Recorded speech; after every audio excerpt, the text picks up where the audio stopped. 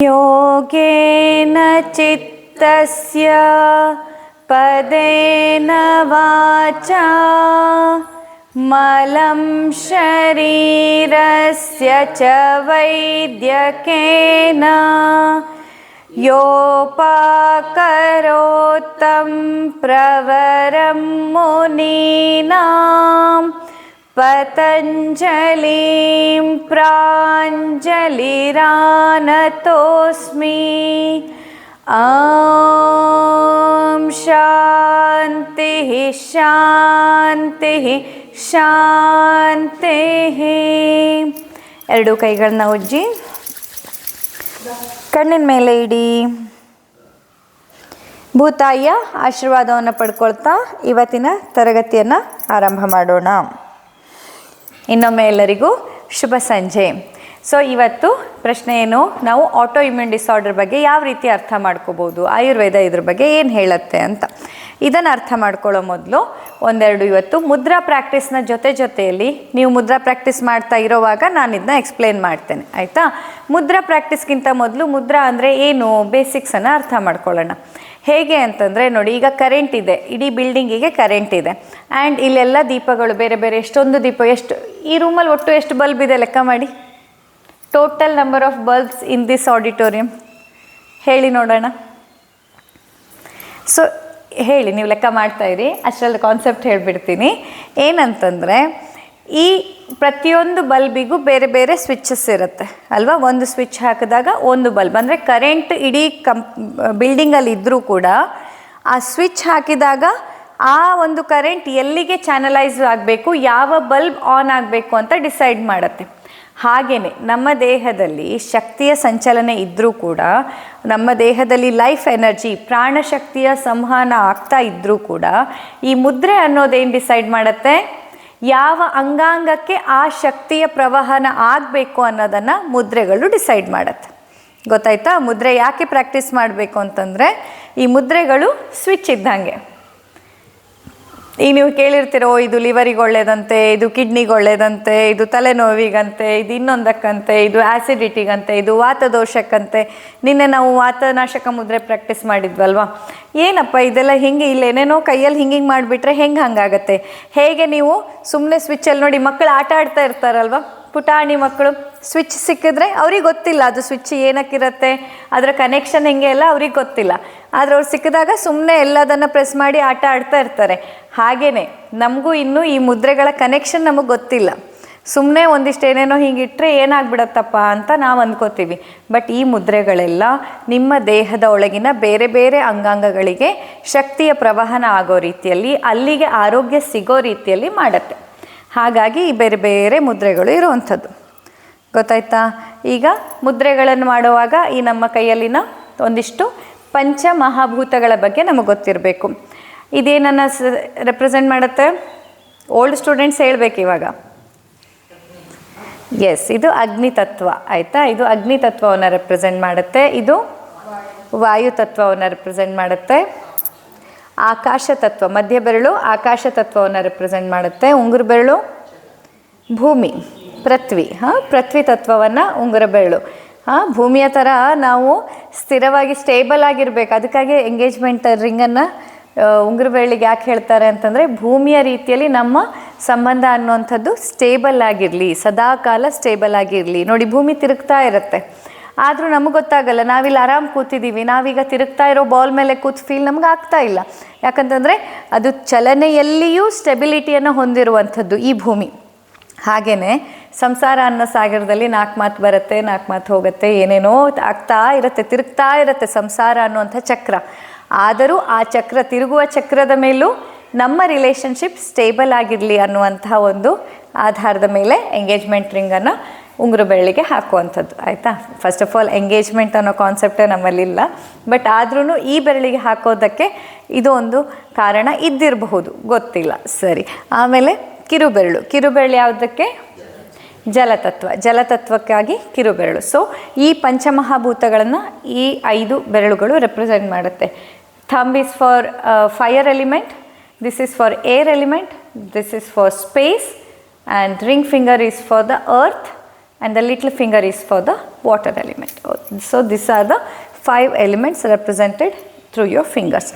ಇದರಲ್ಲಿ ಬೇರೆ ಬೇರೆ ರೀತಿಯ ಇದನ್ನು ಹೇಳಿದ ಹಾಗೆ ಸ್ವಿಚ್ಗಳಂತ ಹೇಳಿದ ಹಾಗೆಯೇ ಬರೀ ತೋರ್ಬೆರಳನ್ನಷ್ಟೇ ಮಡಿಸಿದ್ರೆ ಇದು ವಾಯು ಮುದ್ರೆ, ವಾತದೋಷ. ಇದು ನೋಡಿ, ಇದು ವಾತದ್ದಲ್ವಾ, ವಾಯು ತತ್ವವನ್ನು ಇದು ರೆಪ್ರೆಸೆಂಟ್ ಮಾಡೋದಲ್ವಾ. ಸೊ ಅದರ ಮೇಲೆ ಅಗ್ನಿಯನ್ನು ಹೀಗೆ ಹೆಬ್ಬೆರಳನ್ನು ಇಟ್ಟರೆ ಇದು ವಾಯು ಮುದ್ರೆ ಅಂತ ಅನಿಸ್ಕೊಳ್ಳುತ್ತೆ. ಹಾಗೆಯೇ ಕೇವಲ ಮಧ್ಯ ಬೆರಳನ್ನಷ್ಟೇ ಮಡಿಸಿದ್ರೆ ಇದು ಯಾವ ಮಧ್ಯದ ಬೆರಳು ಏನನ್ನು ರೆಪ್ರೆಸೆಂಟ್ ಮಾಡುತ್ತೆ? ಆಕಾಶ ತತ್ವವನ್ನು ರೆಪ್ರೆಸೆಂಟ್ ಮಾಡುತ್ತೆ. ಸೊ ಈ ಥರ ಮಧ್ಯದ ಬೆರಳ ಮೇಲೆ ಇದನ್ನ ಮಡಿಸಿಟ್ರೆ ಇದು ಆಕಾಶ ಮುದ್ರೆ ಆಗುತ್ತೆ. ಹಾಗೆಯೇ ಅದರ ಮೇಲೆ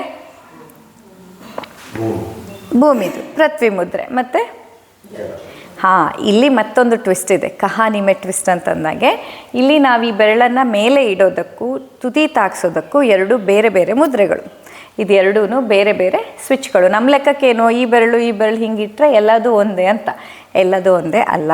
ಸೊ ಇಲ್ಲೇನಾಗುತ್ತೆ ನೋಡಿ, ಈ ತುದಿಯನ್ನಷ್ಟೇ ತಾಕ್ಸಿದ್ರೆ ಇದು ಯಾವ ಮುದ್ರೆ?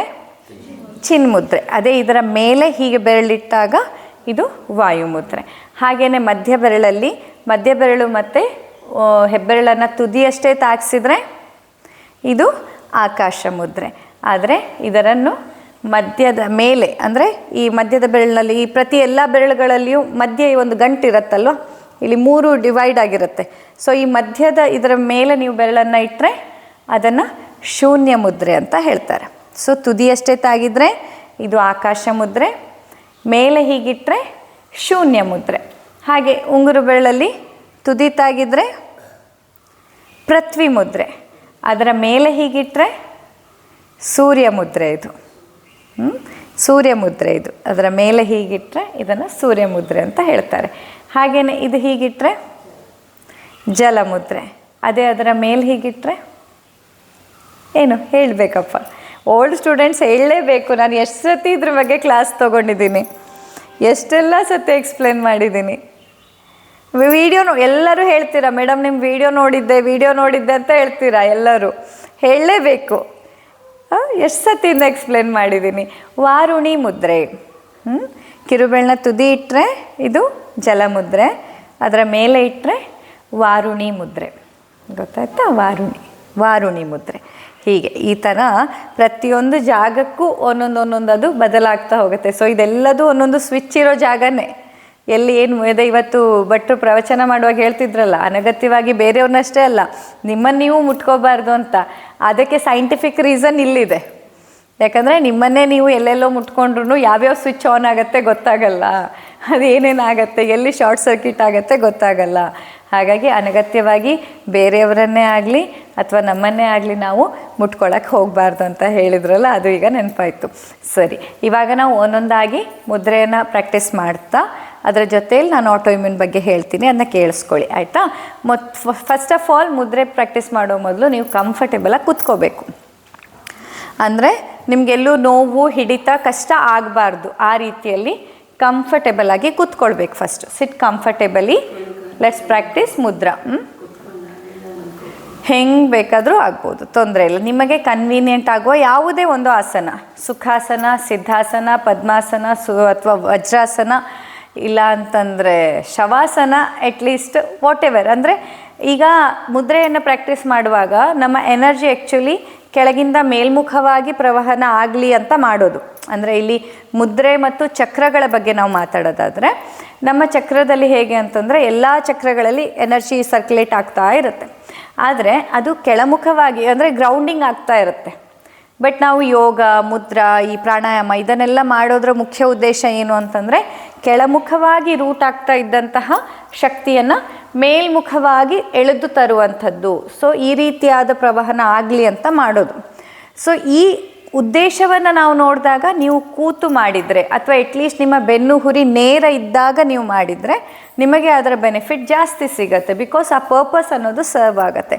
ಆದರೆ if you are in a condition ಎಲ್ಲಿ ನಿಮಗೆ ತುಂಬಾ ಡೆಬಿಲಿಟಿ ಇದೆ, ಸಿಕ್ಕಾಪಟ್ಟೆ ಬೆನ್ನೋವು, ಸೊಂಟ ನೋವು, ಕಾಲು ನೋವು, ಕೂತ್ಕೊಳ್ಳೋಕ್ಕಾಗ್ತಾ ಇಲ್ಲ, ಕೂತ್ಕೊಳ್ಳೋ ಸ್ಟೇಜಲ್ಲಿ ನಿಮ್ಮ ದೇಹ ಆಗಲಿ ಮನಸ್ಸಾಗಲಿ ಇಲ್ಲ ಅಂತ ಅಂದಾಗ ನೀವೇನು ಮಾಡ್ಬೋದು, ಕನಿಷ್ಠ ಪಕ್ಷ ಶವಾಸನದಲ್ಲಾದರೂ ಸರಿ ಮಾಡಿ ನೀವು ಪ್ರಾಕ್ಟೀಸನ್ನು ಮಾಡ್ತಾ ಬಂದರೆ, ಉಸಿರಾಟ, ಪ್ರಾಣಾಯಾಮ, ಮುದ್ರೆಗಳ ಅಭ್ಯಾಸ ಮಾಡ್ತಾ ಬಂದರೆ ಕಂಡೀಷನ್ ಇಂಪ್ರೂವ್ ಆಗುತ್ತೆ.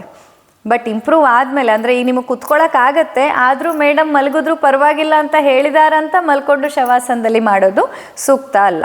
ನಿಮ್ಮ ದೇಹ ಅಷ್ಟು ಕಠಿಣ ಪರಿಸ್ಥಿತಿಯಲ್ಲಿದ್ದಾಗ ಮಾತ್ರ ಶವಾಸನದಲ್ಲಿ ಮಾಡಲಿಕ್ಕೆ ಪರ್ಮಿಷನ್ ಇರೋವಂಥದ್ದು.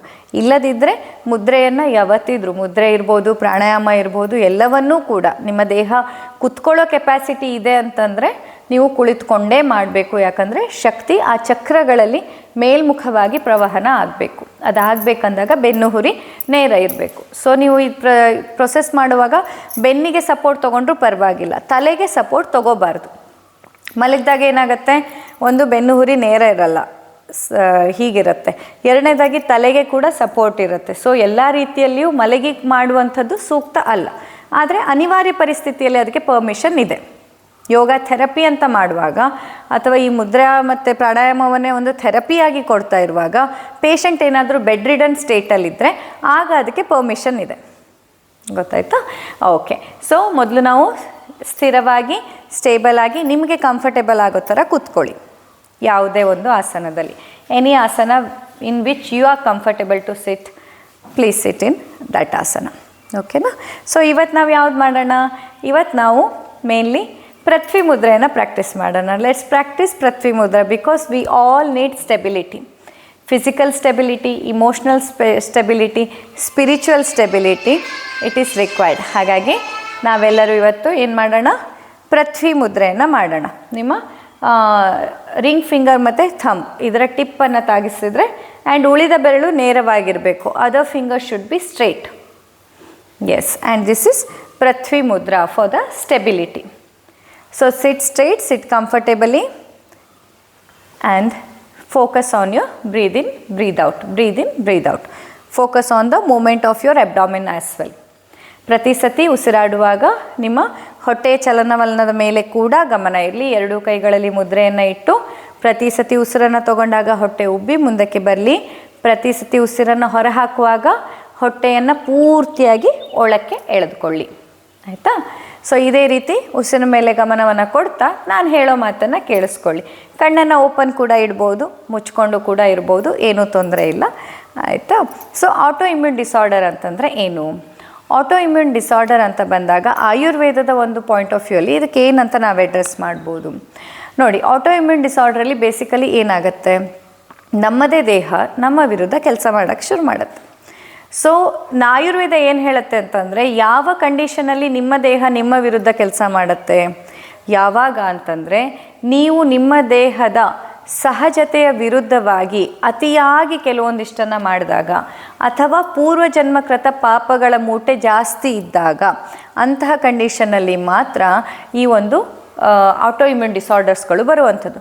ಆಟೋ ಇಮ್ಯೂನ್ ಡಿಸಾರ್ಡರ್ಸ್ಗಳ ಒಂದು ಲಿಸ್ಟ್ ಹೇಳೋದಾದರೆ ಒಂದು ಅಂದಾಜು ಯಾವ್ಯಾವುದಪ್ಪ ಅಂತ ಅಂದರೆ, ಈಗ ಸೋರಿಯಾಸಿಸನ್ನು ನಾವು auto immune disorder, rheumatoid arthritis ಅನ್ನೋದು ಆಟೋ ಇಮ್ಯೂನ್ ಡಿಸಾರ್ಡರ್, SLE ಅಂತ ಬರುತ್ತೆ, ಅದು ಕೂಡ ಆಟೋ ಇಮ್ಯೂನ್ ಡಿಸಾರ್ಡರ್. ಸೊ ಇಂಥದ್ದು ತುಂಬ ಇದೆ.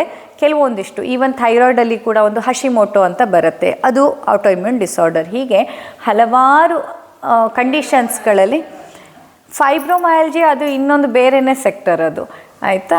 ಸೊ ಈ ಆಟೋ ಇಮ್ಯೂನ್ ಡಿಸಾರ್ಡರ್ಗಳ ಲೀಸ್ಟ್ಗಳು ತುಂಬಾ ಇರುತ್ತೆ. ಬೇರೆ ಬೇರೆ ಅಂದರೆ ಆಲ್ಮೋಸ್ಟ್ ಯಾವ್ಯಾವುದನ್ನು ಅರ್ಥ ಮಾಡ್ಕೊಳ್ಳಿಕ್ಕೆ ಸಾಧ್ಯ ಇಲ್ವೋ, ಯಾವ್ಯಾವ್ದು ಯಾಕೆ ಆಗ್ತಿದೆ ಅನ್ನೋದನ್ನು ಪ್ಯಾಥಾಲಜಿಯನ್ನು ಬ್ರೇಕ್ ಡೌನ್ ಮಾಡೋಕ್ಕಾಗ್ತಾ ಇಲ್ವೋ ಅಂಥದಕ್ಕೆಲ್ಲ ಆಟೋ ಇಮ್ಯೂನ್ ಅಂತ ಹೆಸರು ಕೊಟ್ಟರು. ಬಟ್ ಆಯುರ್ವೇದದ ಪ್ರಕಾರ ನಾವು ತೆಗೆದು ನೋಡೋದಾದರೆ, ಈಗ ಕುಷ್ಠರೋಗವೇ ಇರ್ಬೋದು, ಅಂದರೆ ಸೋರಿಯಾಸಿಸ್ಸೇ ಇರ್ಬೋದು. ಸೋರಿಯಾಸಿಸಲ್ಲಿ ಅಂದರೆ ಚರ್ಮಕ್ಕೆ ಸಂಬಂಧಪಟ್ಟದ್ರಲ್ಲಿ ಸುಮಾರು ರೋಗಗಳನ್ನು ಹೇಳ್ತಾರೆ. ಅದರಲ್ಲಿ ಸೋರಿಯಾಸಿಸ್ ಬಗ್ಗೆ ನಾವು ಹೇಳೋದಾದರೆ ಆಯುರ್ವೇದ ಹೇಳುತ್ತೆ, ಇಂತಹ ಎಲ್ಲ ಆಟೋ ಇಮ್ಯೂನ್ ಡಿಸಾರ್ಡರ್ಸ್ಗಳು ಗುರು ನಿಂದೆಯನ್ನು ಮಾಡೋದ್ರಿಂದ, ಅಂದರೆ ನಿಮ್ಮ ಗುರುಗಳಿಗೆ ನೀವು ನಿಂದೆಯನ್ನು ಮಾಡ್ತಾಯಿದ್ರೆ, ಇನ್ಸಲ್ಟನ್ನು ಮಾಡ್ತಾಯಿದ್ರೆ, ಡಿಸ್ರೆಸ್ಪೆಕ್ಟ್ಫುಲ್ ಆದ ಬಿಹೇವಿಯರನ್ನು ನೀವು ಮಾಡ್ತಾಯಿದ್ರೆ, ಅಥವಾ ನಿಮ್ಮ ಹಿರಿಯರಿಗೆ ನೀವು ನಿಂದನೆಯನ್ನು ಮಾಡ್ತಾಯಿದ್ರೆ, ಅಥವಾ ಧರ್ಮಕ್ಕೆ ವಿರುದ್ಧವಾದಂಥ ಆಚರಣೆಗಳು, ಅಂದರೆ it's more about going against the ಧರ್ಮ ಅಂತ ಇಂಥದ್ದು ಸುಮಾರು ಉದ್ದ ಲಿಸ್ಟೇ ಕೊಡುತ್ತೆ. ಸೊ ಧರ್ಮಕ್ಕೆ ವಿರುದ್ಧವಾದಂತಹ, ಧರ್ಮಕ್ಕೆ ಬಾಹಿರವಾದಂತಹ, ಅಥವಾ ಈ ಒಂದು ಸಾಮಾಜಿಕ ಚೌಕಟ್ಟು ಅಂತ ನಾವೇನು ಹೇಳ್ತೀವಿ, ಆ ಚೌಕಟ್ಟಿನ ಒಳಗೆ ಇಲ್ಲದಂತಹ ನಿಯಮಗಳನ್ನು ನಾವು ಮಾಡಿದಾಗ, ಅಥವಾ ಈ ಸಾಮಾಜಿಕವಾದ ಚೌಕಟ್ಟನ್ನು ಮೀರಿ ನಾವು ತಪ್ಪುಗಳನ್ನು ಮಾಡಿದಾಗ ಅದು ನಮ್ಮಲ್ಲಿ ಆಟೋ ಇಮ್ಯೂನ್ ಡಿಸಾರ್ಡರನ್ನು ಕೊಡುತ್ತೆ ಅಂತ ಆಯುರ್ವೇದದ ರೆಫರೆನ್ಸ್ ಹೇಳೋದು. ಆ್ಯಕ್ಚುಲಿ ನಾವು ಸ್ಟೂಡೆಂಟ್ ಆಗಿದ್ದಾಗ ಇದನ್ನು ಓದಿದಾಗ ನಮಗೆ ನಗು ಬರ್ತಿತ್ತು. ಹಾಗೆ ನೋಡಿದರೆ ನಾವೆಲ್ಲರೂ ಬೈತೀವಿ ನಮ್ಮ ಟೀಚರ್ಸಿಗೆ ಎಲ್ಲ ನಾವು ಅಲ್ವಾ, ಹಿರಿಯರಿಗೆ ಮನೆಯಲ್ಲಿ ಕರೆಕ್ಟ್ ಹಿರಿಯರಿಗೆ ಗೌರವ ಕೊಡೋದಾದರೂ ಸಹ ಏನಾದರೂ ಬಂದಾಗ ನಾವು ಬೈದಿರ್ತೀವಿ, ಇದು ಮಾಡಿರ್ತೀವಿ, ಇಷ್ಟಕ್ಕೆಲ್ಲ ರೋಗ ಬಂದುಬಿಡತ್ತಂತ ನಾವು ಅಂದ್ಕೊಂಡಿದ್ವಿ, ನಾವು ಸ್ಟೂಡೆಂಟ್ ಆಗಿದ್ದಾಗ ಅಂದ್ಕೊಂಡಿದ್ವಿ. ಆದರೆ ಈಗ ಪ್ರಾಕ್ಟೀಸಿಗೆ ಬಂದಾದಮೇಲೆ 10 ವರ್ಷಗಳ ಈ ಒಂದು ಎಕ್ಸ್ಪೀರಿಯನ್ಸನ್ನು ನಾನು ತೆಗೆದು ನೋಡಿದಾಗ ಹೌದು, ಖಂಡಿತವಾಗಿ ನಮ್ಮ ಈ ಎಲ್ಲ ತಪ್ಪುಗಳು, ಈ ನಮಗೆ ಚಿಕ್ಕ ಚಿಕ್ಕದನಿಸುವಂಥ ತಪ್ಪುಗಳು ಕೂಡ ಕ್ರೋಢೀಕರಣ ಆಗ್ತಾ ಹೋದರೆ, ಅದರ ಜೊತೆಯಲ್ಲಿ ಪೂರ್ವಜನ್ಮಕೃತ ಪಾಪದ ರಾಶಿಯು ಇದ್ದಾಗ ಅದು ನಮ್ಮಲ್ಲಿ ಆಟೋ ಇಮ್ಯೂನ್ ಡಿಸಾರ್ಡರ್ಸ್ಗಳನ್ನ ಕೊಡುತ್ತೆ. ಕಂಟಿನ್ಯೂ ಆಗಿ ನಾವಿಂಥ ಚಿಕ್ಕ ಚಿಕ್ಕ ಮಿಸ್ಟೇಕ್ಗಳನ್ನು ಅಕ್ಯುಮುಲೇಟ್ ಮಾಡ್ತಾ ಹೋದಾಗೆ ಬರುತ್ತೆ. ಸೊ ಆಯುರ್ವೇದದ ರೆಫರೆನ್ಸನ್ನು ನಾವು ನೋಡೋಕ್ಕೆ ಹೋದರೆ ವಿರುದ್ಧ ಆಹಾರವನ್ನು ತಿನ್ನುವಂಥದ್ದು, ಮತ್ತು ಧರ್ಮಕ್ಕೆ ವಿರುದ್ಧವಾದ ಕೆಲಸಗಳನ್ನು ಮಾಡುವಂಥದ್ದು, ಸಾಮಾಜಿಕ ಚೌಕಟ್ಟು ನಿಯಮವನ್ನು ಮೀರುವಂಥದ್ದು, ಇಂಥದ್ದನ್ನು ಯಾರು ಪದೇ ಪದೇ ಮಾಡ್ತಾರೋ ಅಂಥವರಲ್ಲಿ ಆಟೋ ಇಮ್ಯೂನ್ ಡಿಸಾರ್ಡರ್ಸ್ಗಳಾದಂಥ ಈ ಬೇರೆ ಬೇರೆ ರೋಗಗಳು ಬರುವ ಸಾಧ್ಯತೆ ಇದೆ ಅಂತ ಆಯುರ್ವೇದ ಹೇಳುವಂಥದ್ದು. ಸೊ ಇದಕ್ಕೆ ಚಿಕಿತ್ಸೆಯನ್ನು ಹೇಳುವಾಗ ದೈವ ವ್ಯಾಪಾಶ್ರಯ ಚಿಕಿತ್ಸೆಯನ್ನು ಫಸ್ಟ್ ಹೇಳ್ತಾರೆ. ಫಸ್ಟು ದೈವ ವ್ಯಾಪಾಶ್ರಯ ಚಿಕಿತ್ಸೆ ಆಗಬೇಕು, ಪ್ರಾಯಶ್ಚಿತ್ತ ಆಗಬೇಕು, ಸತ್ವಾವಜಯ ಚಿಕಿತ್ಸೆ ಅಂದರೆ ಅವರಲ್ಲಿ ನೋಡಿ ಯೂಶ್ವಲಿ ಈಗ ನಿಧಾನ ಪರಿವರ್ಜನ ಅನ್ನುವಂಥದ್ದು ಆಯುರ್ವೇದದಲ್ಲಿ ಫಸ್ಟ್ ಲೈನ್ ಆಫ್ ಟ್ರೀಟ್ಮೆಂಟ್. ಅಂದರೆ ನಿಧಾನ ಅಂದರೆ ಪಾಸಿಟಿವ್ ಫ್ಯಾಕ್ಟರ್ಸು, ಕಾರಣಗಳು. ಸೊ ಯಾವ ಕಾರಣಗಳು ಇಂಥದ್ದೆಲ್ಲ ಮಿಸ್ಟೇಕ್ ನಾವು ಮಾಡಿದ್ದೀವಿ, ಆ ಮಿಸ್ಟೇಕ್ ಮಾಡುವಂಥವರು ಹೆಚ್ಚಿನದಾಗಿ ರಾಜಸಿಕ ಮತ್ತು ತಾಮಸಿಕ ಗುಣ ಹೆಚ್ಚಿದ್ದವರಾಗಿರ್ತಾರೆ. ಒಂದೇ ಅವರು ಇಗ್ನೋರೆನ್ಸಿಂದ ಮಾಡಿರ್ತಾರೆ, ಗೊತ್ತಿರಲ್ಲ ಅವರಿಗೆ ಇದರಿಂದ ಎಲ್ಲ ಇಂಥ ಸಮಸ್ಯೆ ಆಗುತ್ತೆ ಅಂತ, ಅದು ತಾಮಸಿಕ ಮನೋಭಾವ. ಆದರೆ ಇನ್ನು ಕೆಲವ್ರಿಗೆ ಗೊತ್ತಿರುತ್ತೆ, ಏನಾಗ್ಬಿಡುತ್ತೆ, ಬೈತೀನಿ, ಬಾಯಿಗೆ ಬಂದಂಗೆ ಉಗಿತೀನಿ, ಏನಾಗುತ್ತೆ ನೋಡೇ ಬಿಡೋಣ ಅನ್ನೋರು ಇರ್ತಾರೆ, ಇದು ರಾಜಸಿಕ ಗುಣ. ಸೊ ಈ ರಾಜಸಿಕ ಹಾಗೂ ತಾಮಸಿಕ ಗುಣ ಇದ್ದವರೇ ಇಂತಹ ಮಿಸ್ಟೇಕ್ಗಳನ್ನು ಮಾಡುವ ಸಾಧ್ಯತೆ ಹೆಚ್ಚಿರುತ್ತೆ. ಸೊ ಸತ್ವಾವಜಯ ಚಿಕಿತ್ಸೆಯನ್ನು ಆಯುರ್ವೇದ ಹೇಳುತ್ತೆ. ಸತ್ವಾವಜಯ ಚಿಕಿತ್ಸೆ ಅಂದರೆ ಆ ರಾಜಸಿಕ ಮತ್ತು ತಾಮಸಿಕ ಗುಣವನ್ನು ಇಳಿಸಿ ಅವರಲ್ಲಿನ ಸಾತ್ವಿಕ ಗುಣವನ್ನು ಹೆಚ್ಚಿಸುವಂಥದ್ದು, ಸತ್ವಗುಣವನ್ನು ಹೆಚ್ಚಿಸುವಂತೆ ಮಾಡುವಂಥದ್ದು, ಧೈರ್ಯವನ್ನು ತುಂಬುವಂಥದ್ದು, ಆ್ಯಂಡ್ ಅವರಿಗೆ ಒಂದು ಹೋಪನ್ನು, ಪಾಸಿಟಿವಿಟಿಯನ್ನು ಕೊಡುವಂಥದ್ದು ಸತ್ವಾವಜಯ ಚಿಕಿತ್ಸೆ. ಸೊ ದೈವ ವ್ಯಾಪಾಶ್ರಯ ಚಿಕಿತ್ಸೆ ಈ ಎಲ್ಲ ಪೂಜೆ, ಯಜ್ಞ, ಹೋಮ ಇದರ ಮೂಲಕ. ಆದರೆ ಸತ್ವಾವಜಯ ಚಿಕಿತ್ಸೆ ಅವರಲ್ಲಿ ಸಾತ್ವಿಕ ಗುಣವನ್ನು ಹೆಚ್ಚಿಸುವಂಥದ್ದು, ಸಾತ್ವಿಕವಾದ ಆಹಾರವನ್ನು ನೀಡುವಂಥದ್ದು, ಇದೆಲ್ಲ ಸತ್ವಾವಜಯ. ನಂತರ ಬರೋದು ಯುಕ್ತಿ ವ್ಯಾಪಾಶ್ರಯ. ಯುಕ್ತಿ ವ್ಯಾಪಾಶ್ರಯದಲ್ಲಿ ಆಯುರ್ವೇದ ಏನು ಹೇಳುತ್ತೆ ಅಂತಂದರೆ ಫಸ್ಟ್ ಅವರಿಗೆ ಸ್ಟ್ರಾಂಗ್ ಡಿಟಾಕ್ಸಿಫಿಕೇಷನ್ ಕೊಡಬೇಕು. ಬಟ್ ಆ್ಯಕ್ಚುಲಿ ಹೇಳಬೇಕಂತಂದರೆ ಈ ಎಲ್ಲ ಆಟೋ ಇಮ್ಯೂನ್ ಡಿಸಾರ್ಡರ್ಸಲ್ಲೂ, ಅದರಲ್ಲೂ ಎಸ್ಪೆಷಲಿ ಆಯುರ್ವೇದಕ್ಕೆ ಅಂತ ನೀವು ಹೆಲ್ಪಿಗೆ ಬರೋ ಅಷ್ಟೊತ್ತಿಗೆ ಫುಲ್ ಫ್ಲೇರಪ್ ಆದಮೇಲೆ ಬಂದಿರ್ತಾರೆ. ಆ ಪೇಷಂಟಿಗೆ ಪಾಪ ನಿಲ್ಲಕ್ಕೆ ಕೂರಕ್ಕೂ ಆಗ್ತಾ ಇರಲ್ಲ. ಈಗ ಯಾವುದೇ ನಾವು ಕಂಡೀಷನ್ ಈಗ ನಾನು ಹೇಳಿದ್ರು, ಈಗ ಸೋರಿಯಾಸಿಸ್ ಇರ್ಬೋದು, ರಿಮಟೈಡ್ ಅರ್ಥ್ರೈಟಿಸ್ ಇರ್ಬೋದು, ಹಶಿಮೋಟೋ ಇರ್ಬೋದು, ಎಲ್ಲದು ಫ್ಲೇರಪ್ ಆದಮೇಲೆ ನಮ್ಮ ಹತ್ರ ಬಂದಿರ್ತಾರೆ. ಆ ಮೊಮೆಂಟಲ್ಲಿ ವಿರೇಚನ ಅಂದರೆ ಆ ವಿರೇಚನ ಮಾಡ್ಸೋಕ್ಕೆ ವೈದ್ಯರಿಗೂ ಧೈರ್ಯ ಬೇಕು, ಪೇಷಂಟಿಗೂ ಧೈರ್ಯ ಬೇಕು, ಹಂಗಿರುತ್ತೆ. ಆದರೂ ಆಯುರ್ವೇದ ಹೇಳೋದು ಡಿಟಾಕ್ಸಿಫಿಕೇಷನ್, ಸ್ಟ್ರಾಂಗ್ ಆಗಿ ವಿರೇಚನ ಆಗಬೇಕು. ಯಾಕೆ ಅಂತಂದರೆ ದೈಹಿಕವಾಗಿ, ಮಾನಸಿಕವಾಗಿ, ಆಧ್ಯಾತ್ಮಿಕವಾಗಿ ಅದೆಲ್ಲ ಕ್ಲೆನ್ಸ್ ಔಟ್ ಆಗಬೇಕು. ಏನೇನು ಅಕ್ಯುಮುಲೇಟೆಡ್ ಇತ್ತಲ್ವ ಅದೆಲ್ಲ ಕ್ಲೆನ್ಸ್ ಔಟ್ ಆಗಬೇಕು. ಸೊ ವಿರೇಚನ ಆಗಲೇಬೇಕು. ಆ್ಯಂಡ್ ಅಲಾಂಗ್ ವಿತ್ ದ ಬಸ್ತಿ ಚಿಕಿತ್ಸಾ. ಕೆಲವರಲ್ಲಿ ನಾವು ಬಸ್ತಿಯನ್ನು ಮೊದಲು ಕೊಟ್ಟು ನಂತರ ವಿರೇಚನ ಪ್ಲ್ಯಾನ್ ಮಾಡ್ತೀವಿ, ಸೊ ದಟ್ ಅವ್ರನ್ನ ಪ್ರಿಪೇರ್ ಮಾಡ್ಕೋಬೇಕಲ್ಲ. ಅವರು ಬಂದ ತಕ್ಷಣ ವಿರೇಚನ ಕೊಡೋ ಸ್ಟೇಜಿಗೆ ಅವರು ಎಲಿಜಿಬಲ್ಲೇ ಇರಲ್ಲ. ಸೊ ಆಗ ಬಸ್ತಿಯನ್ನು ಕೊಟ್ಟು, ಬಸ್ತಿಯಲ್ಲಿ ಕೂಡ ಮತ್ತೆ ಯೋಗ ಬಸ್ತಿ, ಕಾಲ ಬಸ್ತಿ, ಕರ್ಮ ಬಸ್ತಿ ಅಂತ ಬರುತ್ತೆ. ಯೋಗ ಬಸ್ತಿ ಅಂತಂದರೆ ಮಿನಿಮಮ್ 8 ದಿನ ಕೊಡುವಂಥದ್ದು, ಕಾಲ ಬಸ್ತಿ ಅಂತಂದರೆ 16 ದಿನ ಕೊಡುವಂಥದ್ದು, ಕರ್ಮ ಬಸ್ತಿ ಅಂತಂದರೆ 30 ದಿನ ಕೊಡುವಂಥದ್ದು. ಅಥವಾ ಅನುಭೂತ ಯೋಗ ಅಂದರೆ ವೈದ್ಯರ ಅನುಭವದ ಮೇರೆಗೆ ಅವರು ಬೇರೆ ರೀತಿಯ ಕಾಂಬಿನೇಷನನ್ನು ಮಾಡ್ಕೊಳ್ಳುವಂಥದ್ದು, ಪೇಷಂಟನ್ನು ರೆಡಿ ಮಾಡ್ಕೊಳ್ಳೋದಕ್ಕೆ, ಅವರ ದೇಹವನ್ನು ಈ ಮುಂದೆ ಬರುವಂತಹ ವಿರೇಚನಕ್ಕೆ ಸಿದ್ಧಪಡಿಸ್ಕೊಳ್ಳಿಕ್ಕೆ ಇದನ್ನು ಪ್ರಿಪೇರ್ ಮಾಡಿಕೊಂಡು ನಂತರ ವಿರೇಚನ ಕೊಡೋದು. ಇನ್ನು ಕೆಲವರಲ್ಲಿ ಅವರು ಎಲಿಜಿಬಲ್ ಇದ್ದಾರೆ ಅಂತ ನಮ್ಗೆ ಅನಿಸಿದ್ರೆ ಫಸ್ಟ್ ನಾವು ವಿರೇಚನವನ್ನು ಪ್ಲ್ಯಾನ್ ಮಾಡಿಬಿಡ್ತೀವಿ. ವಿರೇಚನ ತುಂಬ ಸ್ಟ್ರಾಂಗ್ ಆಗಿ ವಿರೇಚನ ಕೊಟ್ಟು ಅದಾದ ನಂತರದಲ್ಲಿ ಬಸ್ತಿ ಚಿಕಿತ್ಸೆಯನ್ನು ಕೊಡುವಂಥದ್ದು. ಬಟ್ ಈ ಕಾಂಬಿನೇಷನ್ನೇ ವರ್ಕ್ ಆಗೋದು. ಯಾವುದೇ ಆಟೋ ಇಮ್ಯೂನ್ ಡಿಸಾರ್ಡರ್ ಇರಲಿ, ಅದರಲ್ಲಿ ಬರೀ 1 ವಾರದ ಇದಾಗಲಿ ಏನು ಪಂಚಕರ್ಮ, 5 ದಿನದ ಪಂಚಕರ್ಮ ಎಲ್ಲ ಹೆಲ್ಪ್ ಆಗೋದೇ ಇಲ್ಲ. ಖಂಡಿತವಾಗಿ ಅದು ಕ್ಯೂರ್ ಮಾಡೋದಕ್ಕಾಗಲ್ಲ. ಯಾವುದೇ ಆಟೋ ಇಮ್ಯೂನ್ ಡಿಸಾರ್ಡರ್ ಆದರೂ ಕೂಡ ಕನಿಷ್ಠ 21 ದಿನ ಅಥವಾ 28 ದಿನ ಅಥವಾ ಕೆಲವೊಮ್ಮೆ 45 ದಿವಸ ಈ ರೀತಿ ಲೆಂಗ್ದಿ ಪ್ರೊಸೆಸ್ ಆಫ್ ದ ಥೆರಪಿನೇ ಬೇಕಾಗತ್ತೆ. ಶಾರ್ಟ್ ಟರ್ಮ್ ಆಫ್ ಈಗ ನಾವು ಹೇಳಿದಾಗ ಒಂದು 10 ದಿನ ಬಂದು ಹೋಗಿ, 12 ದಿನ ಬಂದು ಹೋಗಿ, ಅದು ಬಂದು ಹೋದರೂ ಕೂಡ ಅವ್ರಿಗೆ ಆ ಮೊಮೆಂಟಲ್ಲಿ ಬೆಟರ್ ಅನಿಸುತ್ತೆ. ಬಟ್ ಅವ್ರಿಗೆ ಅದು ಸಸ್ಟೈನೇಬಲ್ ರಿಸಲ್ಟನ್ನು ಕೊಡಲ್ಲ. ಅವ್ರಿಗೆ ಅದನ್ನು ಕಂಪ್ಲೀಟಾಗಿ ನಾವು ಅದನ್ನು ಹೀಲ್ ಅಂತ ಮಾಡಬೇಕು, ಕ್ಯೂರ್ ಅಂತ ಮಾಡಬೇಕಂತಂದರೆ ರಿಪೀಟೆಡ್ ಆಯುರ್ವೇದದಲ್ಲಿ ಎಲ್ಲ ರೀತಿಯ ಆಟೋ ಇಮ್ಯೂನ್ ಡಿಸಾರ್ಡರ್ಸ್ಗಳಿಗೂ ಪುನಃ ಶೋಧನ ಹೇಳಿದ್ದಾರೆ. ಈಗ ಉದಾಹರಣೆಗೆ ಸೋರಿಯಾಸಿಸ್ ಬಂದಾಗ ಒಮ್ಮೆ ಶೋಧನ ಕೊಟ್ಟಾಗ ಸ್ಕಿನ್ ಏನೋ ಕ್ಲಿಯರ್ ಆಗುತ್ತೆ, ಆದರೆ ಹಾಗೆ ಅಂತ ಡಾಕ್ಟರ್ ಆಗಲಿ ಅಥವಾ ಪೇಷಂಟ್ ಆಗಲಿ ಆಯ್ತಲ್ಲ ಗುಣ ಆಯ್ತಲ್ಲ ಅಂತ ಬಿಟ್ಟರೆ ಅದು ಮತ್ತೆ ಪುನಃ ಸೀಸನ್ ಚೇಂಜ್ ಆಗುವಾಗ ಅಥವಾ ಪೇಷಂಟಲ್ಲಿ ಏನಾದರೂ ದಿನಚರಿಯಲ್ಲಿ ಬದಲಾದಾಗ ಅಥವಾ ಪೇಷಂಟ್ನ ಸ್ಟ್ರೆಸ್ ಫ್ಯಾಕ್ಟರಲ್ಲಿ ಬದಲಾವಣೆ ಆದಾಗ ಏನಾಯಿತು ವಾಪಸ್ ಮತ್ತೆ ಬರುತ್ತೆ, ಮೊದಲಿರೋಕ್ಕಿಂತ ಹೆಚ್ಚಿಗೆ ಬರ್ತಾ ಹೋಗುತ್ತೆ. ಹಾಗಾಗಿ ಆಯುರ್ವೇದ ಹೇಳುತ್ತೆ ಪುನಃ ಪುನಃ ಶೋಧನ. ಎಷ್ಟು ಪುನಃ ಪುನಃ ಅಂದರೆ ಎಷ್ಟು ಫ್ರೀಕ್ವೆಂಟಾಗಿ ರಿಪೀಟ್ ಮಾಡಬೇಕಂತಂದರೆ ಪಕ್ಷೆ ಒಂದು ಪಕ್ಷ ಅಂದರೆ ಎಷ್ಟು ದಿವಸ? 15 ದಿವಸ, 15 ದಿನಕ್ಕೊಮ್ಮೆ ಶೋಧನ ಕೊಡು. ಅಥವಾ ಮಾಸ ಅಂದರೆ ತಿಂಗಳ ಬೇರೆ ಕೆಲಸನೇ ಇಲ್ವಾ ಮೇಡಮ್? ಹಂಗಾರೆ ಬರೀ ಬಂದು ನೀವು ಆ ಥರ ಮಾಡ್ಕೊಂಡಿದ್ದೀರಾ, ಅಂತಹ ರೋಗ ಬಂದಿದೆ ಅಂತಂದಮೇಲೆ ಹುಷಾರಾಗಬೇಕಂದ್ರೆ ಮಾಡ್ಕೊಳ್ಬೇಕು. ಮಾಸೆ ತಿಂಗಳ ಪಂಚಕರ್ಮವನ್ನು ಕೊಡು, ತಿಂಗಳ ಶೋಧನವನ್ನು ಕೊಡು. ಅಥವಾ ತ್ರಿಮಾಸೆ 3 ತಿಂಗಳಿಗೊಮ್ಮೆ ತ್ರಿಮಾಸೆ, ಅಥವಾ ಷಣ್ಮಾಸೆ 6 ತಿಂಗಳಿಗೊಮ್ಮೆ ಪಂಚಕರ್ಮ, ಅಥವಾ ಸಂವತ್ಸರೆ ವರ್ಷಕ್ಕೊಮ್ಮೆ. ಇಲ್ಲಿ ನೀವು ಯಾವ ಕ್ಯಾಟಗರಿಲಿದ್ದಾರೆ ಅನ್ನೋದು ನಿಮ್ಮ ವೈದ್ಯರು ಡಿಸೈಡ್ ಮಾಡಬೇಕು. ನಿಮಗೆ 15 ದಿನಕ್ಕೆ ಬೇಕಾ, 30 ದಿನಕ್ಕೆ ಬೇಕಾ, ಒಂದೊಂದು ತಿಂಗಳಿಗ, 3 ತಿಂಗಳಿಗ, 6 ತಿಂಗಳಿಗ, 1 ವರ್ಷಕ್ಕ ಅನ್ನುವಂಥದ್ದು ನಿಮ್ಮ ವೈದ್ಯರು ನಿಮ್ಮನ್ನು ಪರೀಕ್ಷೆ ಮಾಡಿದ ನಂತರ ಡಿಸೈಡ್ ಮಾಡ್ತಾರೆ. ಬಟ್ ಪುನಃ ಶೋಧನ ಅಂತೂ ಡೆಫಿನೆಟ್ಲಿ ಬೇಕಾಗತ್ತೆ. ಆಟೋ ಇಮ್ಯೂನ್ ಡಿಸಾರ್ಡರ್ ಅಷ್ಟು ಸುಲಭಕ್ಕೆ ನಿಮ್ಮ ಮಾತು ಕೇಳೋವಂಥದ್ದಲ್ಲ. ಆಟೋ ಇಮ್ಯೂನ್ ಡಿಸಾರ್ಡರ್ ಹೇಗೆ ಅಂತಂದರೆ, ಈಗ ನೋಡಿ ನಿಮ್ಮ ಮನೆಯನ್ನು ಕಾಯೋಕ್ಕೆ ಅಂತ ನೀವು ಒಂದು ವಾಚ್ಮೆನ್ನ ಇಟ್ಟಿರ್ತೀರಿ ಅಂತ ಇಟ್ಕೊಳ್ಳೋಣ. ವಾಚ್ಮೆನ್ ಕೆಲಸ ಏನು? ಯಾರಾದರೂ ಅಹಿತಕರ ಆಗುವಂಥವ್ರು ಬಂದರೆ, ಕಳ್ಳರು ಬಂದರೆ, ಅಪರಿಚಿತರು ಬಂದರೆ ಅವರನ್ನು ವಿಚಾರಿಸಬೇಕು, ಅವರಿಂದಾಗಿ ನಮ್ಮನ್ನು ಕಾಪಾಡಬೇಕು ಅಂತ ಅಲ್ವಾ? ಆದರೆ ಅದೇ ವಾಚ್ಮೆನ್ ಬಂದು ನೀವು ಗೇಟ್ ಒಳಗೆ ಎಂಟ್ರಿ ಮಾಡ್ತಾ ಇರೋ ಟೈಮಲ್ಲಿ ಅಥವಾ ನೀವು ನಿಮ್ಮ ಮನೆ ಒಳಗಿರೋ ಟೈಮಲ್ಲಿ ಬಂದು ನಿಮಗೆ ಹೊಡೆಯೋಕ್ಕೆ ಸ್ಟಾರ್ಟ್ ಮಾಡಿದ್ರೆ ಅದನ್ನೇ ಆಟೋ ಇಮ್ಯೂನ್ ಡಿಸಾರ್ಡರ್ ಅನ್ನೋದು. ಸೊ ನಿಮ್ಮ ರಕ್ಷಣೆಗಾಗಿ ಇರುವಂತಹ ದೇಹ, ನಿಮ್ಮದೇ ಇಮ್ಯೂನ್ ಸಿಸ್ಟಮ್ ನಿಮ್ಮ ವಿರುದ್ಧ ಕೆಲಸ ಮಾಡುತ್ತೆ. ಆಗ ಏನು ಮಾಡೋದು ನೋಡಿ, ನೀವು ವಾಚ್ಮೆನನ್ನಾದರೆ ತೆಗೆದು ಬೇರೆಯವ್ರನ್ನ ತೊಗೋಬೋದು, ಬಟ್ ಇಲ್ಲಿ ನಿಮ್ಮ ದೇಹವನ್ನು ರಿಪ್ಲೇಸ್ ಮಾಡೋದಕ್ಕಾಗಲ್ಲ. ಹಾಗಾಗಿ ಏನು ಮಾಡಬೇಕು, ಈ ದೇಹಕ್ಕೆ ತಿಳಿಸಿ ಬುದ್ಧಿ ಹೇಳಿ, ನೋಡಪ್ಪ ನೀನು ಈ ಥರ ಮಾಡಬಾರ್ದು, ನೀನು ಇದಕ್ಕೆ ನೀನು ನಮ್ಮನ್ನು ರಕ್ಷಣೆ ಮಾಡಲಿಕ್ಕಿರೋದು ಹೊರತಾಗಿ ನೀನು ನಮಗೆ ತೊಂದರೆ ಕೊಡೋಕ್ಕಲ್ಲ, ನೀನು ತೊಂದರೆ ಕೊಡಬಾರ್ದು ಅಂತ ಹೇಳಬೇಕು. ಹೇಳಿ ತಿಳಿಸಿ ಅವನು ಅರ್ಥ ಮಾಡಿಕೊಂಡ್ರೆ ಓಕೆ. ಇಲ್ಲ ಅಂತಂದರೆ ಈಗ ಬೇರೆ ಸಿಸ್ಟಮ್ ಆಫ್ ಮೆಡಿಕೇಷನ್ಸಲ್ಲಿ ಏನು ಮಾಡ್ತಾರೆ, ಅಂದರೆ ಅದನ್ನ ಒಂದು ಸಪ್ರೆಸೆಂಟ್ಸನ್ನು ಕೊಟ್ಬಿಡ್ತಾರೆ. ಏನಂತಂದರೆ, ಓಹೋ ವಾಚ್ಮೆನ್ ಬಂದು ಹೊಡಿತಿದ್ದಾರೆ, ಸರಿ ವಾಚ್ಮೆನ್ನಿಗೆ ನಿದ್ದೆಗಳಿಗೆ ಹಾಕಿಬಿಡಿ.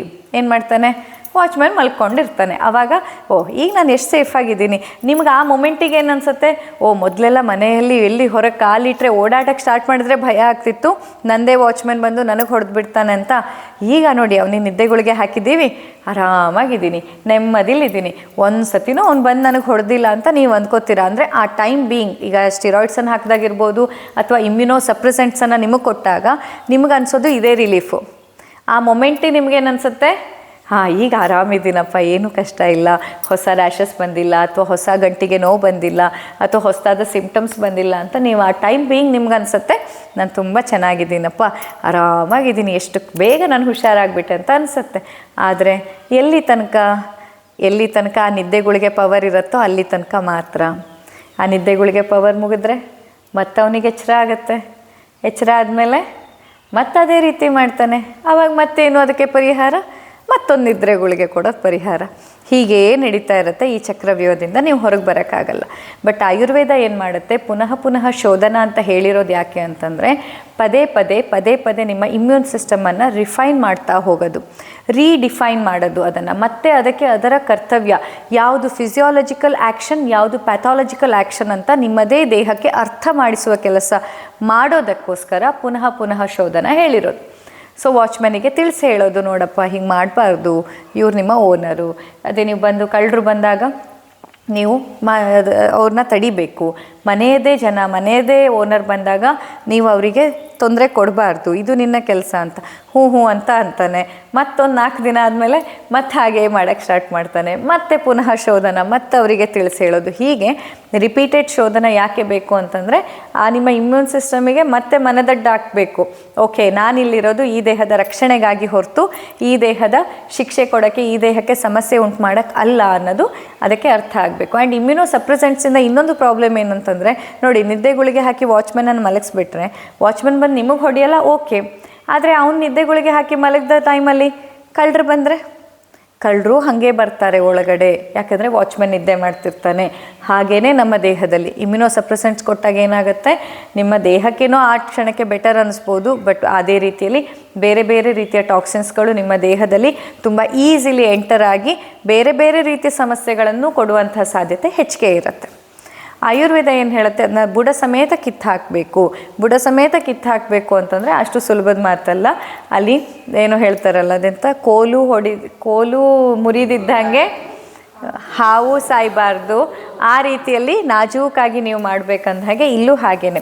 ಈ ಆಟೋಇಮ್ಯೂನ್ ಡಿಸಾರ್ಡರ್ ಟ್ರೀಟ್ಮೆಂಟನ್ನು ಮಾಡುವಾಗ ಈಗ ನಿಮಗೆ ಜಾಯಿಂಟಲ್ಲಿ ಆ್ಯಕ್ಚುಲಿ ಸ್ವೆಲ್ಲಿಂಗ್ ಬಂದಿರುತ್ತೆ, ಜಾಯಿಂಟಲ್ಲಿ ಸಿಕ್ಕಾಪಟ್ಟೆ ಪೇನ್ ಇರುತ್ತೆ, ಕಾಲು ಎತ್ತಿ ಇಡೋಕ್ಕೂ ಆಗಲ್ಲ ಅನ್ನೋ ರೇಂಜಲ್ಲಿ ನಿಮಗೆ ನೋವಿರುತ್ತೆ.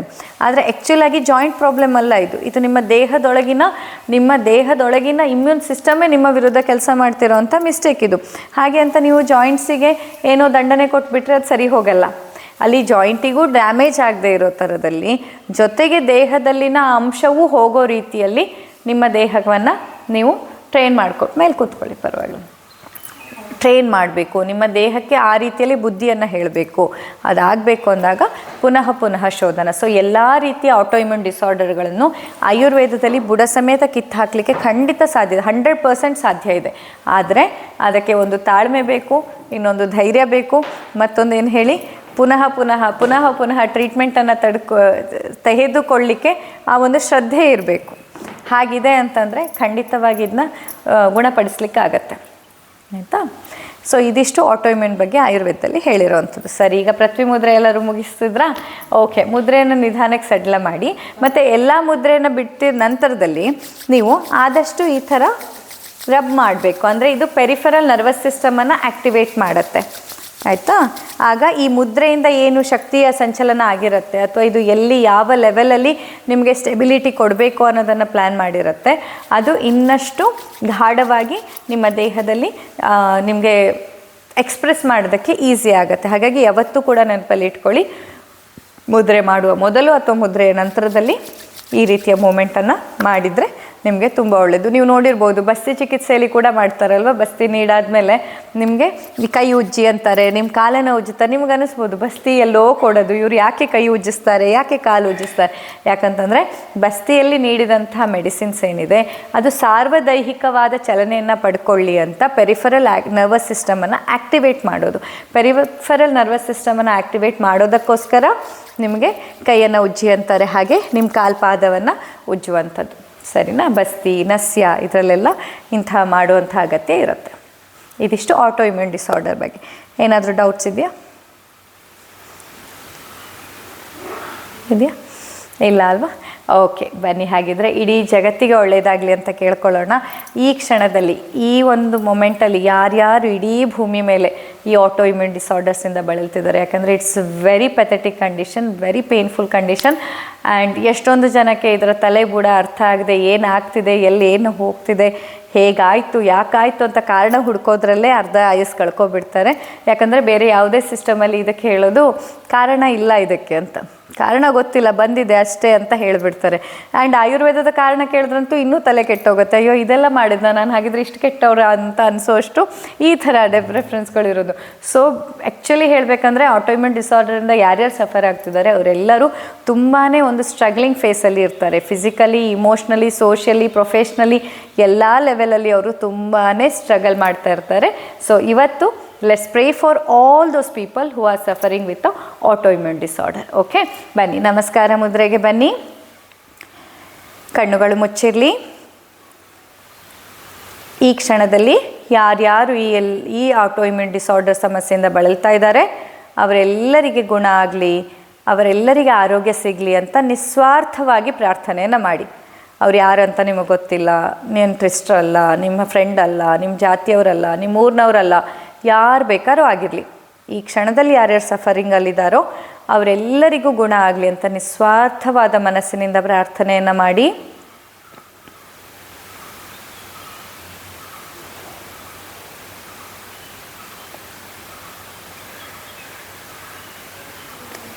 ನನ್ನೊಟ್ಟಿಗೆ ಹೇಳಿ, ಲೋಕಾ ಸಮಸ್ತಾ ಸುಖಿನೋ ಭವಂತು, ಲೋಕಾ ಸಮಸ್ತಾ ಸುಖಿನೋ ಭವಂತು. ಲೋಕಾ ಸಮಸ್ತಾ ಸುಖಿನೋ ಭವಂತು. ಓಂ ಶಾಂತಿ ಶಾಂತಿ ಶಾಂತಿ. ಎರಡು ಕೈಗಳನ್ನ ಉಜ್ಜಿ ಕಣ್ಣಿನ ಮೇಲೆ ಇಡಿ. ಮುಗುಳ್ನಗೆಯೊಂದಿಗೆ ಕಣ್ಣನ್ನು ಬಿಡಿ.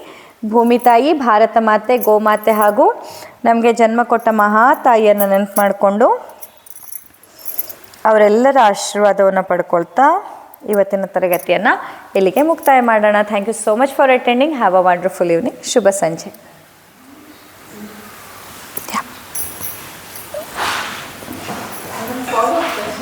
ಹೇಳಿ.